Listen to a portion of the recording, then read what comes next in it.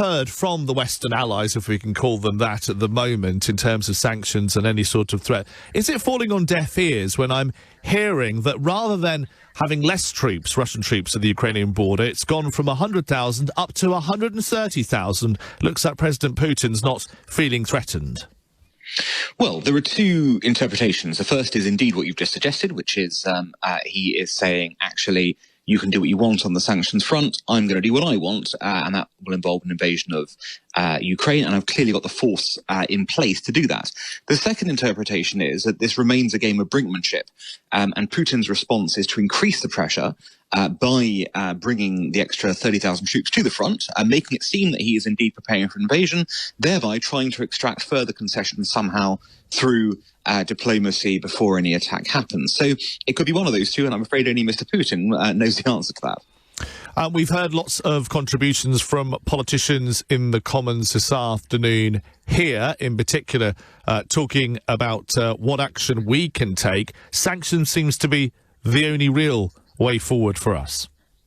Well, there's sanctions. I suppose we can do more, of course, of what we have been doing, which is also supplying defensive military equipment to Ukraine to assist with any assault. I mean, there is, of course, the idea that you make it as difficult as possible for any attacker. That obviously won't involve having any British frontline troops in the way, but you could, of course, provide assistance of all kinds, defensive assistance to Ukraine, should that happen, and make it clear beforehand that is indeed what is happening. But, you know, the sanctions and that defensive posture is the best that you can realistically do, unless you want to insert your own troops into this situation, which I don't think that there'll be much appetite for. What do you say, or how do you feel for the people of Ukraine right now who are stuck in the middle of all of this? Many will be wanting to flee. Well, this is horrific, obviously, and thinking that a large, well-armed neighbour continues to put troops onto the front and seeks to, in some way, overcome you. Of course, it's a disastrous situation from the point of view of those people who want to obviously stay put, but are worried about what may happen should the Russians attack. And of course, let's not forget, this sort of instability, this destabilizing, may well be what Putin's after. He may not, need to attack if he can cause mass chaos and concessions in that way. So this is a very calculated move by Putin, which could still end up ending up in various different ways. How important is it for Germany to play its part if sanctions are going to be imposed on Russia? Vitally important.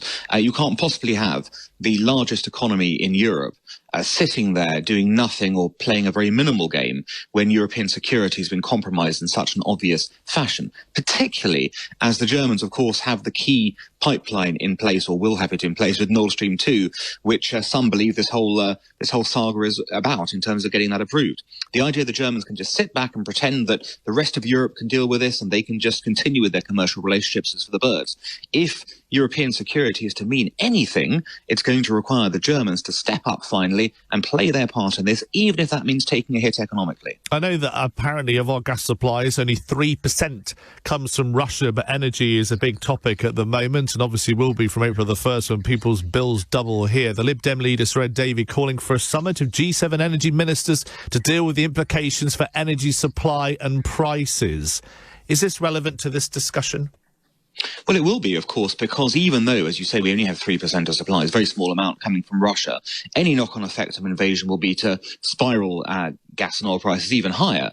And that will have an impact because open markets move in that way and people will be desperate to buy. So, of course, there'll be a potential problem in that respect. It's not a bad idea to coordinate a response and to get our ducks in a row about how we will respond to this, whether that is indeed by opening up other sources of energy supply, whether that is by deciding collectively we're going to subsidize energy, for the duration of this conflict. There must be some methodology that together the free world comes up with in order to defend against this menace from Russia. We've had lots of live coverage today from the Commons, from the Prime Minister talking about this subject. A very busy afternoon, and I'm not sure if you caught the words earlier. The Defence Secretary, Ben Wallace, who was appearing in front of the Commons Foreign Affairs Committee, who was saying this: we're becoming aware of a significant number of individuals that are assessed to be associated with the Russian military advanced force operations that are currently located in Ukraine. Any crossing into Ukraine, whether small or large, would be viewed as a breach of that sovereignty against international law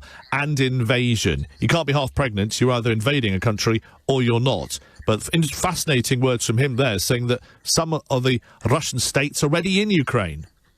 Well, that's no surprise. If you recall the Crimean invasion, if you recall what happened in the east of Ukraine, the so-called little green men were in place well before they rose up and started causing, kind of problems there. So it's quite obvious the Russians will attempt to insert their forces as, in preparation for whatever might happen. Again, doesn't mean necessarily they'll be used, but the ability to get over the border is quite obvious. They've done it before, and they'll do it again, no doubt. Thank you so much for joining us live on LBC News. Your